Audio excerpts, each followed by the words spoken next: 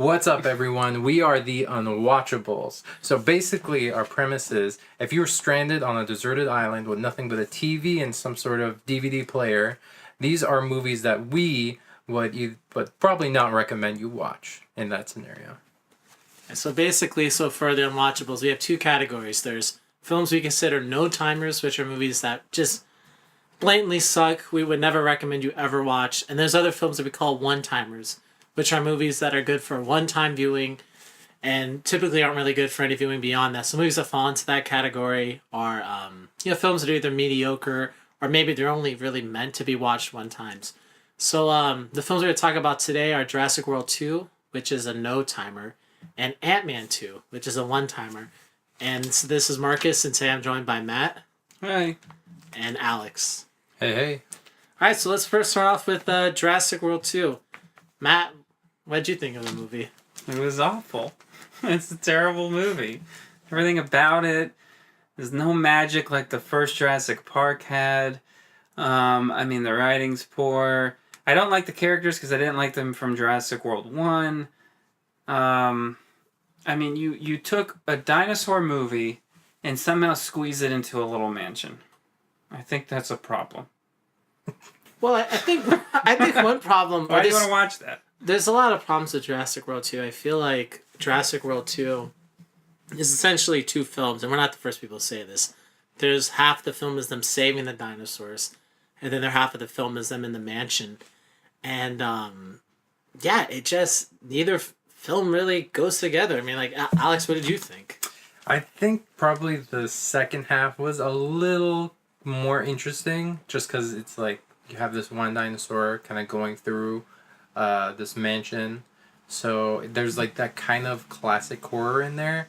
But it just, the entire premise, the entire thing. If you're on an island and you had to watch this, I'd suggest you just watch a crab walk on the beach or something. Just, I don't know, knock two coconuts together. But I didn't think, just overall, I didn't expect it to be really good because I didn't like the first Jurassic World. But it just seemed like a mess. And I feel like it had even less direction than the first Jurassic World, which is movie 4? Yeah, so this is movie 5. This is movie 5, yeah. I mean, I feel like if you break down the plot, so like, what's the plot of this movie? The first plot is, you save the dinosaurs. They're on this agenda to save the dinosaurs. They want to save the dinosaurs. Jurassic Park's become a little political at this point. Yeah, and then the second plot is they want to bring him to a mansion to sell him. And then the third part is they make a hybrid dinosaur, which they also don't want to sell but want to sell. And then ultimately ending it with release of the dinosaurs into our world.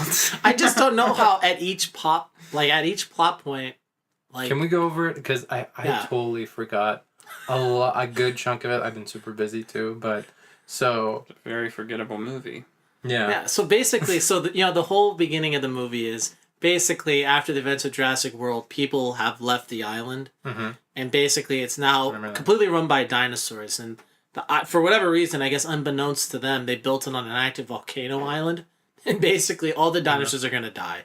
So now Bryce... going to explode. Yeah. I feel like, did they mention that as like we're putting it on a volcano, like just in case, like... I don't know we if we need to kill these things. It's like a good self-destruct bun kind of thing. Did they mention that? I don't remember them ever mentioning that. That's never been a thing they ever talk about. That's something that you bring up a lot. Like, they never talk about building the dinosaurs so they could, like, destroy them if they needed to. That's never been something that's come up in the series at all. Yeah, no, yeah. I mean, it has... I mean, there's just so many... Yeah, so I guess being on an island is a smart idea. Yeah. It's like, they can't... Well, they're supposed to be self-contained, I guess. Yeah, besides the one wider dinosaur, that gets away. But, I mean, all these plot points don't really, like... How do they mesh well to each other? Like, obviously, I mean, there's plots in movies where it's like, okay, that first thing happens and the second thing isn't necessarily very connected to it. And that's fine for a lot of films. That's okay and there's nothing wrong with it. But in this film, it's like, how do these points even connect? And I think another thing, like Matt and I have talked about this off air, is that with this film, if all three of us lived in the world of Jurassic World 2, like we lived in that universe, who would we actually root for in that situation? Like, so, the film ends, right? And the little girl pushes a button, the dinosaurs are released, right? Mm-hmm. If you and I lived in that world, wouldn't we be willing to kill that girl to stop her from releasing the dinosaurs? We've already seen at this point, dinosaurs they don't care about killing people. You can't trust a dinosaur as far as you could throw them. Did they resolve? Was that the ending?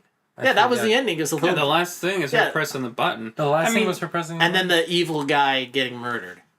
Oh, yeah. Oh, okay. But after the dinosaurs are released, and we've seen the dinosaurs. Yeah, that was like a little ha-ha moment almost. Yeah, I just feel like in that film, if we existed in that world, who would we be rooting for? We're gonna condemn the adults for letting the little 7-year-old press the button and say, "They're clones like me." Yeah, the clones like me. It's like an abomination. You're an abomination human. They're abomination dinosaurs. It's like it was bad. It was a terrible movie. I mean, I just feel like for that plot too, and I'm not the first one to say this either. The film definitely lacks cinematic elements that are common in other films. Like for example, Red Letter Media, they mentioned this that the scene where you meet Chris Pratt, right, in the movie, when Bryce Dallas Howard, when someone's like, "There's only one person we can get to save the dinosaurs." And then, Red Letter Media, they mentioned that, at that scene, you would cut to Chris Pratt, and Chris Pratt would be at some zoo working with animals. Oh, yeah. And, right? He'd be getting crap from his superiors, and then someone would say, "Hey, Owen, a woman's on the line for you," right? And then he takes the phone call, right? And that's the cinematic, is he answers it. He's like, "Hello?" She's like, "Oh, we need you," right? This film starts off with him. He has a plot of land in Montana, and he's building a house. He's living his dream. He's not far in the house at all. Yeah, so he's starting to build the house as a trailer. There's no incentive for him. Yeah, what's the incentive? Talk about that a little bit, Alex. Don't you what is the incentive for his character? Absolutely nothing. I mean, I His guess a ex-girlfriend wants little him to bit do of romance, but they didn't really have. Well, there's also Blue. I mean, she touches that, right? Isn't that she's like, you raised her, Is that a little connection? I guess there's that, but yeah, it just seemed kind of lazy. Definitely, he didn't really have any incentive to go. I think the strongest thing about Jurassic Park 3 was the incentive to go back to the island was that the sun was there. Remember? At least Alan Grant's character. Yeah, that made sense. Oh, yeah. This movie had nothing of that. No, I mean, honestly, everything that sets this plot in motion, and another trope that I hate in films like this is when the main antagonist hires the good guy, and then that protagonist ends up bringing down the antagonist. I'm trying to think of other examples of it, but this film had the classic example of the villain hired the guy that ends up stopping him. You know what I'm saying? You remember how he brings in Bryce Dallas Howard? Yeah. And I just hate that plot point. Why bring in the two people that could stop you? Guess he thought he needed them. But even for what? I don't know. He was raising dinosaurs and keeping them in his basement. Yeah, that's another point too. This whole movie ends with the hybrid raptor getting out, and that's what is the most important thing, right? Yeah. It's just so what was the point of everything else then? What was the point of saving the dinosaurs? What was the point of getting the military guys? Well, it seemed like it was getting ready for a next one. Well, the whole thing was he was going to bring them back and then have all those dinosaurs to sell instead of bringing them to the new plot of land. That was the whole thing, right? Why he was going to back to the island. The big auction, right? Yeah, he was bringing all those they didn't raise enough dinosaurs for the auction. I think the only one that they actually made was that new prototype raptor dangerous thing. Yeah, they brought in all the other ones. Yeah, from the island. Yeah. But even that dinosaur, how is he any different than the Indominus Rex? Yeah, I think in theory. the Indominus Rex I thought was cooler. He was cooler and more destructive. What's sad though, each time we see a Jurassic Park movie, Jurassic World movie, I feel like we lose that awe feeling we got in the first Jurassic Park, and since you don't have that awe-ness, that cool moment, there's just nothing special about these films anymore. Well, sure. I mean, I've thought about this before with Jurassic Park. I think we're at a franchise now where they've made 5 movies. 1 was great, 3 were crap, and 1 was mediocre. I think the Jurassic World 1 was mediocre. Well, I think they're not trying to. They're not trying to recapture that magic. No. They're just. Well, that's the problem. It's trying to get money. Just trying to get money. Yeah, and people still go and see it because it's big dinosaurs. I just wish, they would play on just the dumbness of because they're not trying. They're obviously not trying to create this magical movie. They're just trying to sell something. I wish there were just a little more, because I would be totally fine of seeing something like that didn't try to would take more chances, would be more silly with it, or just more graphic and gory, because like half of it, the reason people go is like, I want to see these dinosaurs basically wreak havoc. The trailer with the volcano exploding and all the dinosaurs running and stuff. That's kind of the reason you go. So why like cut out all this character development nonsense that like we don't really care about anyway. Just basically have us dinosaurs just beating the crap out of each other. I mean, I think I think what you're right about the character development, and that like I think it's one of the worst forms of character development is when people disappear in movies. Like in Jurassic World 2 is a perfect example. Like that male assistant and the female assistant characters, like the ones that are like in their 20s, the one whatever dinosaur doctor, like whatever. in the Jurassic World 1. Well, no, the intern kids? No, I meant the interns in this film. Like, they're in the first half of the movie. They're prominent in the first half, and then they go MIA at the mansion. It's like, what happened to you guys? Yeah. It's like they disappeared and they swapped in the clone chick. Yeah, and it's they just serve to like keep the story going, and then it's like whatever. They're not even like characters. They're basically just people to like push the plot across. Yeah, well, I mean, I just feel like though, like if that's the case, like if you want to have characters that push the plot across, it's like make them cartoony. Yeah, or like kill them off once they serve the purpose, because then you're like you can kill off the 18-year-old intern on his summer internship or whatever. But I mean, like for him though, it's like, which is interesting because then they set him up for a funny situation because he was terrible. Well, he gets captured by the military guys and they keep asking him to do stuff, right? And you thought, oh, this is going to lead to comedy, like he's going to have to like scoop up dinosaur poop, or he's gonna have to lock something that, you know what I mean, like he's gonna have to do something he can't do and it's gonna be funny, but you never see that. It's like he's bouncing around and all of a sudden he's gone for 40 minutes and then he's like at the hospital and he's with the girl that's the vet, the dinosaur vet chick, and it's I was like this is where you ended up in a lab coat. Yeah, he ends up there in a lab coat and it's like, what happened to you this whole movie that like you've disappeared? Yeah, he's like, yeah, he has a PhD, and it's like, I mean, this film too, like the characters are just so like, they're like just so one dimensional. Every character that isn't like Chris Pratt or Bryce Dallas Howard, even they are pretty flat. The characters, I mean, like the evil corporate guy is an evil corporate guy. There's no other character to him. Yeah. He is an evil corporate guy. The evil military guy is an evil military guy. There's like to a point where they're stupid about it. Like the military guy, oh, I'm going to tear the tooth off of this raptor hybrid. It's like, why? Like, you didn't see the room full of people get killed by dinosaurs like a minute ago? Yeah, I don't get that. Why did he go in the cage? He went in the cage because he wanted to... Like, he wanted the tooth, but like, why? Somehow this animal's like super, super smart. It's like... It knows that it got tranked and then can be asleep and then...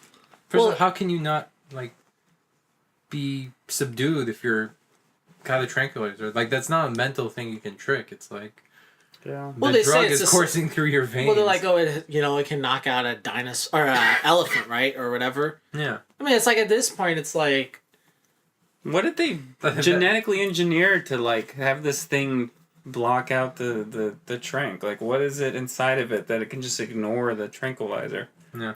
I mean, it's definitely smaller than an elephant. Definitely. Weight a lot less. And I mean, doesn't tranquilizer work off of your weight? Usually, yeah, that's what I thought. That's what I've heard, I mean. I'm not a trank specialist, but... I mean, I don't know anything about tranquilizers for elephants either, but I just feel like... I hear it gets you. Guess she was a clever girl. The dinosaur was a clever girl. She was a clever girl. I think for this movie, too, I feel like somebody at Universal was like, oh, you know the plot of Jurassic Park 2? Let's just, like, do that over again. Like, this has the same plot as Jurassic Park 2, where basically you have main characters from the first one go back to the island to save the dinosaurs. Only then, at the end, to bring the dinosaurs back into our world, and the dinosaurs wreak havoc. Like, this happens in the first one. Like, they bring the T-Rex to San Diego, it basically wrecks up the place, and they get rid of it, right? And this one was the same thing, like... And that was the second one, Lost World. Yeah, it was Lost World. And, like, this film is, like, the same thing, where, like, you save dinosaurs, you bring them to our world, but the only difference between that and this one is that the dinosaurs, like, escape. And it's just, like, it's the same plot. Like, it's the same exact plot, except for there's just a different ending. I would love to see dinosaurs. See, if they just made the movie like dinosaurs running amok in like a city, Yeah. that would be so happy. Well, Because I'm like, what the okay, next one's gonna be, right? I mean, then that one might be good then. Pterodactyls in Las Vegas. But no, they're gonna have to put some plot where it's like only the first act is like dinosaurs tearing up the city. Then it's like, oh, they're now on a boat and they're tearing up the boat to like go back on another island or something. It's like just keep it in one place and like, make the story about like the characters overcoming something with the dinosaurs like running amok. With you know what I mean? Like have them, because it's like they're just trying to jump everywhere instead of like focusing on like some meaningful arc of the story. It's just like, okay, that's done. We'll put them in a mansion now. Alex, you said before that I kind of like this idea where you're saying that if they almost did like a Planet of the Apes or a Mad Max with dinosaurs. Yeah. Like at this point, you might as well just go totally silly. Those are good examples. Yeah, like it's Mad Max, but it's like pterodactyls and like the world's on fire and pterodactyls sweep down and pick the up new people Mad and eat Max, them. like that's an amazing movie, and they just kept it simple. It's like this is the world. They're just trying to basically save these girls. Trying to go from point A to point B. And then all this crazy stuff happens, and then the next one simple. They make like they do what they did to Hugh Jackman and Logan, where they make him look older. So as they make Chris Pratt, they give him like gray in his beard and his hair, make him 50, and he's all rugged dinosaur hunter, like scavenger looking. But at this point, him and Blue, they will have actually their relationship will be cemented. He's gonna so ride he's just Blue. riding Blue at this point. That would be kind of cool. I mean, they might as well just go totally silly because at this point, I don't know what's left. Where was the house? Where's the mansion located? It was like in Northern California, Between- I think, somewhere. Oh, okay. So the pterodactyls getting to Vegas was not that far. No, I guess not. No. Pterodactyls in Vegas. Well, that was the end Hollywood. scene. Saying a bunch of like. Yeah. Well, they say that the Blue looked over Simi Valley. Yeah, I mean which is that right shot. outside It of did. LA, That shot does look a lot like Rocky Peak. which Rocky Peak is in the San Fernando Valley, which is in LA, which isn't far from us at all. There's going to be a part where they're just tearing through Los Angeles in the next movie. Of course. That'd be amazing. They're going to be in, quote, Los Angeles, but it's really going to be filmed in, like, Atlanta. Oh, sure. Because that's where... But it will take Hipster place... dinosaurs. Just pictures getting torn apart. That'd be amazing. A bunch of like plastic chicks, freaking so much silicone you can make a. And like Barbie a raptor playhouse, or so something it just- bites it and it just pops. Yeah, exactly. That'd be great. And she survives. She's like, oh, thank you. My implant saved my life. I mean, at this point, Jurassic World 3 will almost be like a sci-fi like movie channel like equivalent, but just a $200 million Sharknado, budget. man. Yeah. Sharknado. I mean, even this Jurassic film was World. kind of like that. Didn't it feel almost like a really big budget sci-fi Yeah, movie? That I part feel where like they sci-fi would do it better. the guy thought he escaped when they're on the helicopter, and he's like, yeah, he's cheering, and then it came up and ate him. Yeah. What is this? Is this Sharknado? Oh, the water dinosaur. Yeah, the at water beginning, dinosaur. right? And I'm like, this literally looks like the Meg, like Yeah. yeah. It was like the Meg. It was the Meg. Yeah. That's why, I mean, you're right about that, Alex. Like, if they could have only added in more humor to this, like, if they could have added more, like, stupid one-liners. Just Maybe that's what it'll just turn Oh, into. that would have been cool. Well, this movie needed should've a gone character with like cheese. that. They should have made it a little more cheesy. Yeah. Instead of trying to, yeah. If Well, they just made it it's like cheesier- in between the two, It's like in between, like, the first movie having, like, heart and something to kind of cling on to and kind of, like, have, like, an emotional attachment. And then... But it's not full-blown cheese. It's, like, in the middle. It doesn't know what it's supposed to be. I feel like Yeah. there's hardly any cheese in this movie. Because cheese is, like... You gotta be kind of self-aware. Like, you gotta... I mean, there's definitely, like, stupid stuff. Like, with the dinosaur... Using the dinosaur to escape the jail. Oh, yeah. That thing. Like, I guess... I don't know if that's, like, full-blown cheese, but... Yeah, I guess there's a little bit of cheese. Never mind. I mean, I think cheese Well, it's also not a equates lot, to though. heart. Like, I'd agree, it's not a lot. Like, I think Which you it can... clogs up your heart if you eat too much. But I feel like if you added more of that, it would add more heart to this movie. Like, More cheese? more cheese, like, could have been, like... Probably. Because this film, I think, like, what you guys are alluding to, it almost wanted to be dark and serious.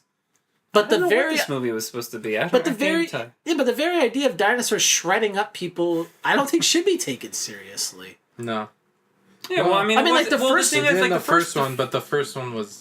The first one wasn't necessarily, like, full-blown taken seriously. Like, Yeah, that's what I mean. You laugh when the guy gets eaten off the toilet, right? I mean, like, in the porta potty. Like, Yeah. I feel so bad for the dude. I know. I felt bad for him. I mean, if you look at the way the first one's filmed, it's I like it's a far brighter film than this one. Like this one has a very dark color scheme, right? And because of that, I think Hollywood It's a lot of it equates. at night as well. Yeah, like I think Hollywood equates that to being like, oh, this movie's a dark movie because we're literally gonna make it dark. When in reality, like, it should have been a little lighter, a little bit more, But like think fun. about like the moments with like Bryce Dallas Howard and that intern kid. Like that was all so like the way that those kids were acting. Yeah. That was pretty light. I mean, they're in life threatening situations and they're screaming like a little girl. So you're obviously gonna laugh through the scene. Like especially when they're at that tunnel and the lava is killing that one dinosaur. Yeah. It's gonna See, kill but them. I don't know. I don't want I wouldn't want to see it go even further in that way because like you look at the first one and look at like the way they handled the raptors when they're in like that kitchen scene and like it's so intense and it's so well done. And, to me, that's better movie. That's just like a better movie. Oh well, of course. I mean, that's the problem is that Jurassic Park at this point. yeah, that's the problem is that there's been one great Jurassic Park and they've never been able to replicate that. Yeah, they've just banked off that. They Basically. banked off the one. Yeah. All right. Well, I guess that's probably about all that we have for this one. So we basically all in agreement. This is a no timer. Even if you're a fan, the only people that should watch this movie is that if you're a big fan of Jurassic World and like the third one does something way out of left field where like it's a dinosaur apocalypse, then maybe it'll help to watch this. But if you're not that big of a fan of Jurassic Park, I don't know how or why you would like this. So the next film we're going to talk about is Ant-Man 2. And basically we all basically think this is it's a one-timer. One timer. One timer. Alex, why don't you talk a little bit about the movie? What you think? Well, Ant-Man is a superhero movie in the Marvel Universe. Ant-Man, he has basically a suit, which he didn't make himself, he stole it, and it just makes him become either really small or really big. He can manipulate his size with this suit. And the plot of the movie is, let's see how it starts. Well, he's on house arrest, and the people who have made the suit, which he stole it from, basically need his help with because there's these bad guys, right? Well, they're basically they want to get Michelle Pfeiffer, who is Michael Douglas's wife, the Wasp's mom, back from the Phantom Realm. They think she's still alive in the Phantom Realm, because it's called that's the Phantom Realm. premise. Because in the first film, Scott, who's Paul Rudd, who's Ant-Man, he basically goes to that by becoming subatomic, which means he gets so small that he basically enters into a realm that's unseen. Right. So the people who made the suits is a daughter and a dad, and the mom apparently went subatomic a long time ago, and now they think they have like a signal on her, so they're trying to go get her back, and they need Paul Rudd's help. Good old Paul Rudd. I think that right off the bat for this film is that, like, Paul Rudd Ant-Man isn't needed in this film. Like, we've already talked about this before, but like, typically in a movie, They're just mad at him, aren't they? Well, they're mad at him, but I just mean that, like, you could do this film without him. Mm-hmm. Like, typically, like, in a movie where you have the lead. You mean without the character? Yeah, without the character Ant-Man. Because, like, if you think about it, it's like, okay, like, he at the end, Paul Rudd's character Ant-Man, he doesn't save Michelle Pfeiffer. That's Michael Douglas. He's not the smartest character. Like, he didn't make the suits. He isn't the strongest fighter. The Wasp has more powers than him. And I almost feel like in this film, like, Ant-Man's character gets hijacked by the Wasp. And it's like, I feel like when you're watching this film, it's like, for him, it's like Weekend with the Pims. Like, it's like Weekend with Michael Douglas and the Wasp. And it's like, I mean, like, he just seems like he's kind of like just drifting along in the plot. Like, I mean, what do you think about that, Matt? Like, do you think this film has a clear-cut main character? Yeah, well, I think the main character is the Wasp. I think the movie is her movie. I think that's what the whole movie's about, yeah. You guys are tripping. Because, well, if you look at the plot, like the entire plot of the story, and basically just about everything everybody does is in service of saving the mom. For the most part, I mean, like Paul Rudd's, the Ant-Man's story in the movie is the Beast storyline. The whole house arrest thing and him making sure he can still be with his daughter. That's not the plot of the movie. No, it's That's not. a side, like it's a storyline. Like the whole the plot, everything that's pushed by the movie, the things that people do, what keeps moving the story forward is saving the mother. Is saving the Wasp mom. Those are all true and good points, but like Paul, the main character of Ant-Man, Paul Rudd's character. What was the character's name? Scott Scott Lang. So Scott is there. He does help out. He's like the chosen one, basically. Yeah, he is a little bit of the chosen one. Yeah. Yeah, he like the plot. Yeah, is kind of beside him, where you have the Wasp and the dad. They're doing their thing, and that's the main plot. The vehicle of the plot is them trying to get the mom back, but he's the one that you kind of experience all that with. Here's a question to you guys: would you have enjoyed this movie as much as if you took out Scott's character out? If you just removed Ant-Man and it was just the Wasp and Dad's adventure? No, honestly, I would have liked the movie far less if it was that. If anything, I would have liked to cut out the Wasp. Like, I would have liked a dynamic where it's... just this... Well, it's Michael Douglas's character, and then, like, his kind of little lazy, kind of stupid, even though he's not stupid in the movie, but he's kind of portrayed like that. Like, I almost would have liked that dynamic more. Yeah, but that's like, I mean, saying that is like watching a comedy movie and taking out all the jokes. Like, it's not about, but we're still not talking about, like, the storyline. Like, I feel like what Ant-Man brought to the movie was entertainment. Yeah, he's the best part of the movie out of him and the Wasp. But it's still not, like, to me, it's still not his movie. Like, I would have preferred him and Wasp to, like, they built up them as a team more. Yeah. I would have liked to have seen that and sort of them mirror what the Michael Douglas had with the wife back in the day. Like an equal partnership. Yeah, I mean, because, like, they show them, like, defusing a bomb, and remember, that's when, like, the mom had to sacrifice herself. I mean, I don't know if we needed something that big, but I think something along those lines, which would have been executed with a better villain, like a stronger villain. Well, I think, too, like, when it comes to films, you can either have partnerships, like somewhat equal partnerships, or you can have main character sidekicks. So, obviously, like, a great film that's a partnership film is Lethal Weapon. That's a partnership. Like, even though they don't have the same thing, like Mel Gibson and Danny Glover's characters, they're partners, right? Like, they offer different things to the tables, but they work together. And obviously the greatest lead sidekick is Batman Robin, right? But it's clear cut, like, who's on top, who's bottom, right? Like, who's the one giving orders and who's doing other things, right? And I feel like Ant-Man, how you're introduced to it in the first film, it's clear cut. It's Ant-Man and everybody else is just helping Ant-Man, right? And I feel like in this film, though, like, it gets really muddied because it's like the female character Wasp, like we mentioned earlier, she's smarter than him, she's more capable than him, and she has more abilities than him. So, like, I guess I just don't understand, like, so you basically have now taken a character in the last film that was a sidekick type, and now you've elevated her to, like, main hero status, but she is now better than Ant-Man.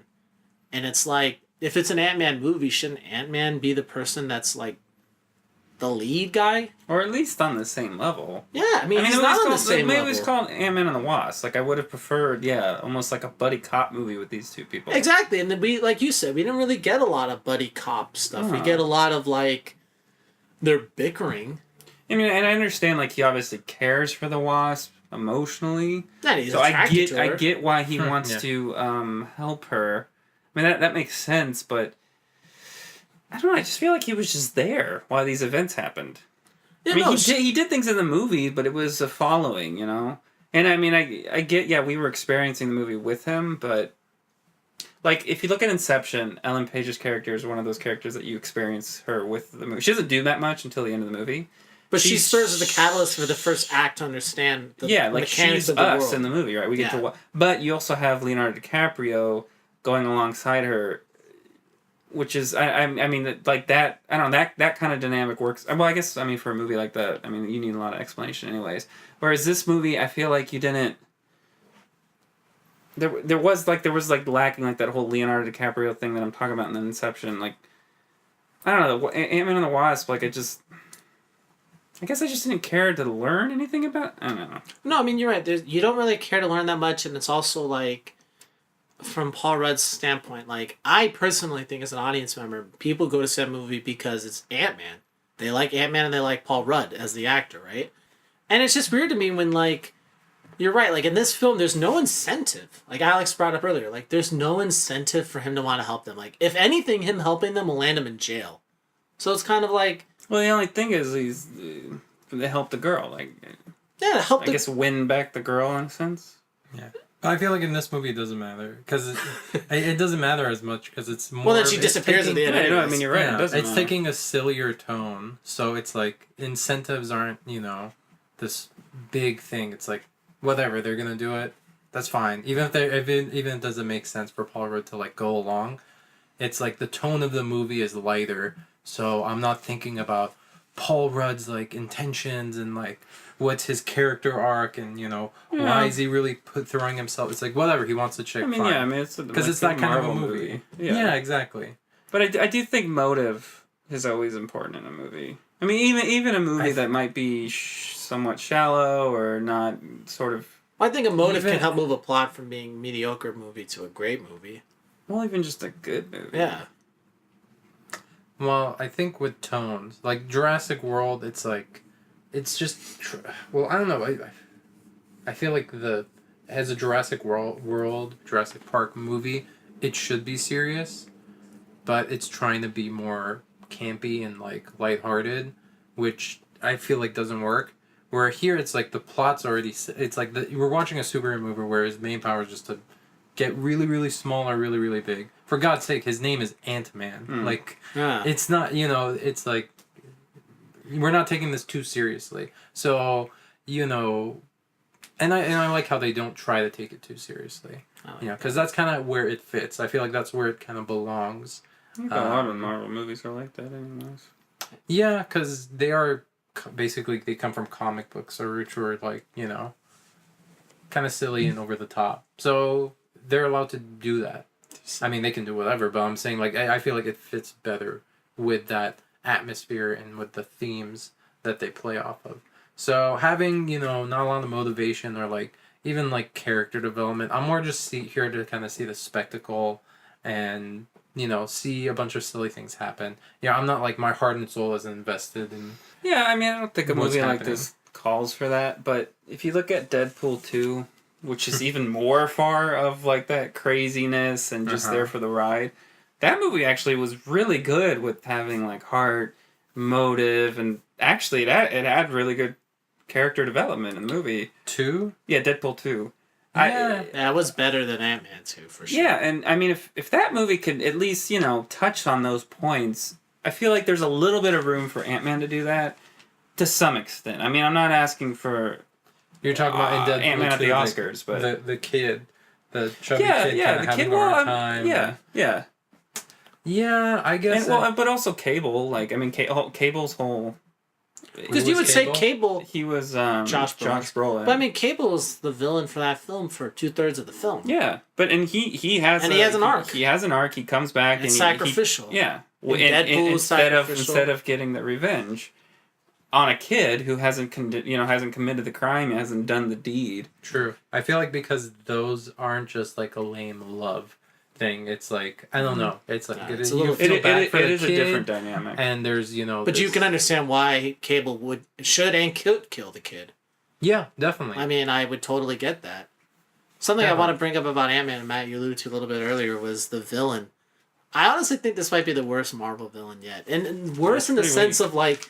Even Mickey Rourke in Iron Man 2 was bad, but he was like a memorable bad because he was so stupid with the Russian accent and the whips. Yeah, I mean, this girl was like, she could turn into a ghostish character. Yeah. And I guess I'm just thinking to myself, like, who cares? I mean, that one guy from Sons of Anarchy, the guy, I don't even know the actor's name, the guy that, he was in Hateful Eight.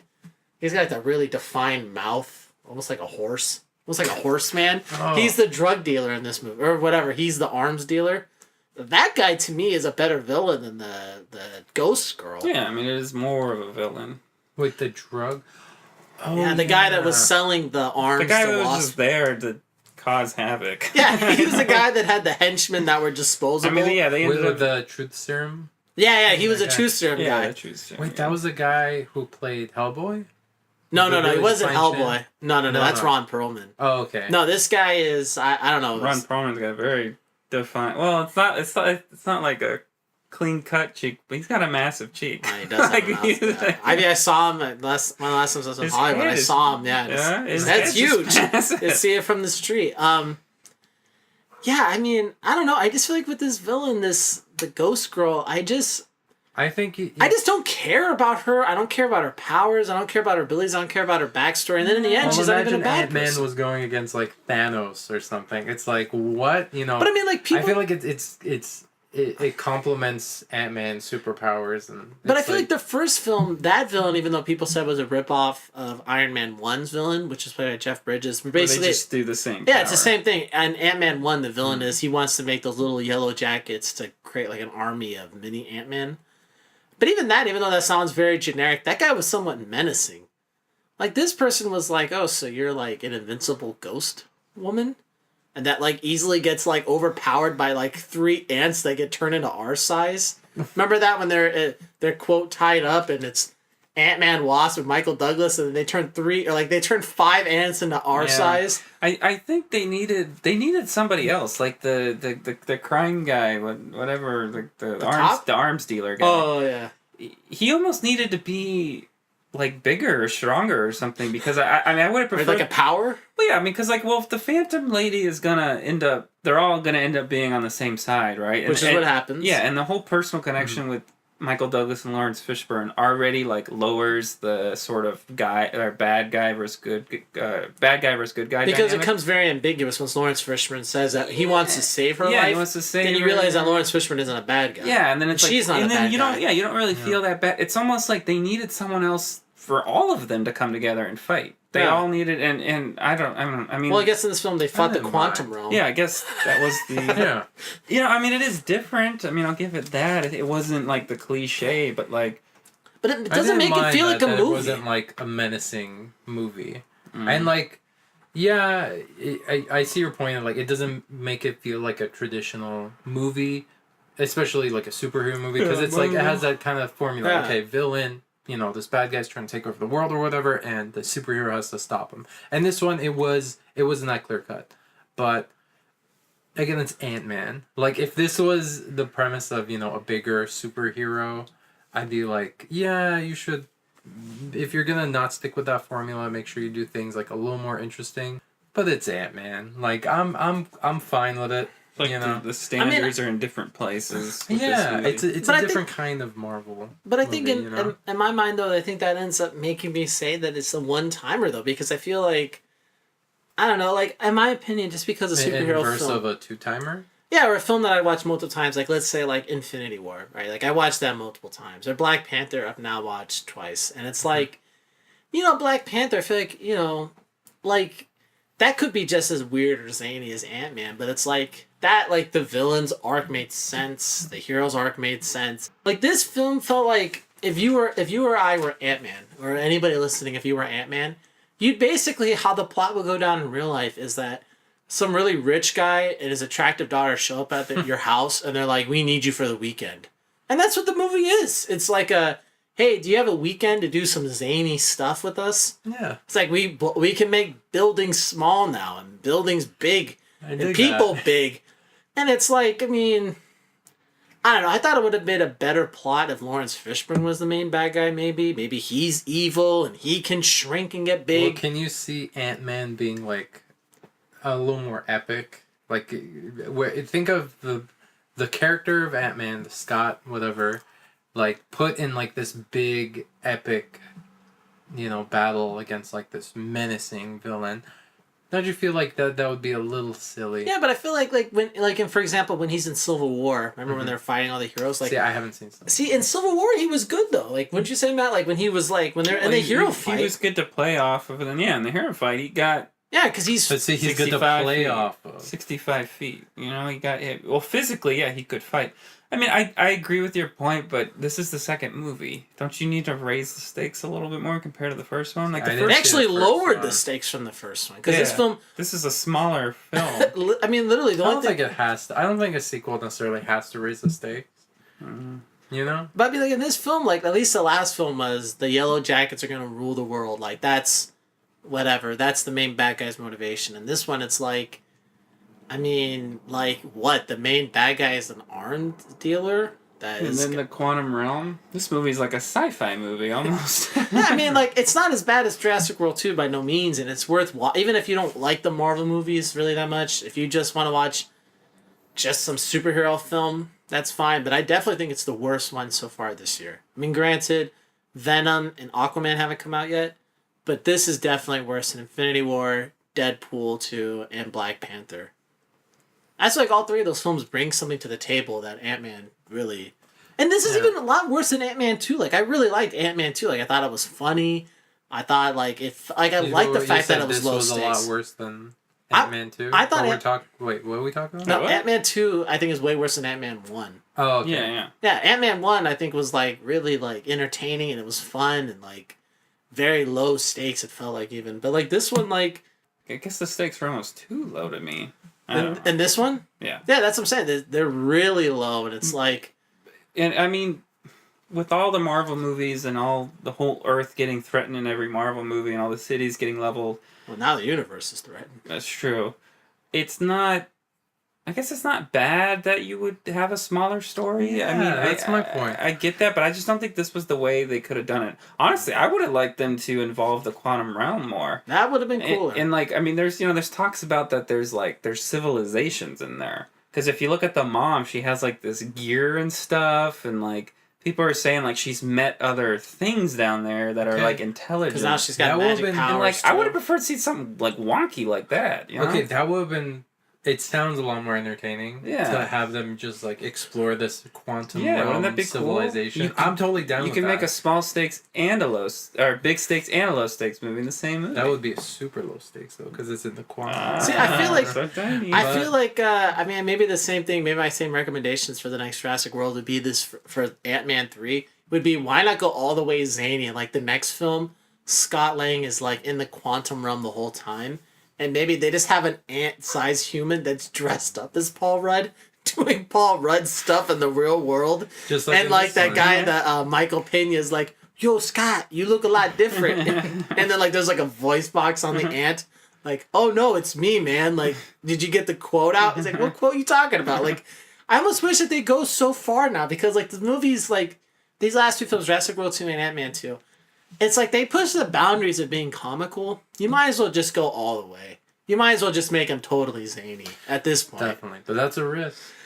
It's a financial risk. It's a financial risk, exactly. I mean, at least though, I think Ant-Man went zany enough for it to be a one-timer. Yeah. I would have, of course, loved to see it. See Go the envelope be pushed more. The thing is though, between those two films, Jurassic World 2 made like $1.4 billion, I think. So it made a lot of money. Sure. And And Ant-Man 2, though, really wasn't that financially successful. Like, I think, didn't it make like 400 to 500 million, if even that? I don't know. I'd have to pull it up. I can see that just because, again, it's like, I would imagine they'd use a small budget on Ant-Man too. Yeah, I mean, they used a smaller budget, but still, like, if the movie only made $400 million, like... Depending on $544 million. So 545? $500 million. I actually think that's good for this movie. Well, what was the budget, though? Wasn't it like Yes. 170? It says NA on Box Office Mojo. Oh, okay. Domestic was 200, foreign was 330. Wow. I cut the water is covered in ants. It's funny that we're talking about Ant-Man right now. Alright, well, I guess that might be a good place to stop. So, yeah, we all think it's a one-timer. We don't hate Ant-Man. I think we all think it's basically just a mediocre movie. I feel like it knows its place. And it's hitting its mark, basically. Yeah. And I think, for a lot of sequels, what they end up doing is, for the second entry, you basically just try to recreate what you did for the first entry. And I think that's basically what happened here. All right. I haven't seen the first one. I can't comment. But one-timer for sure. All right. One-timer. All right. Well, thank you for listening, and be on the lookout for the next episode of The Unwatchables. Stay in school, kids. Bye.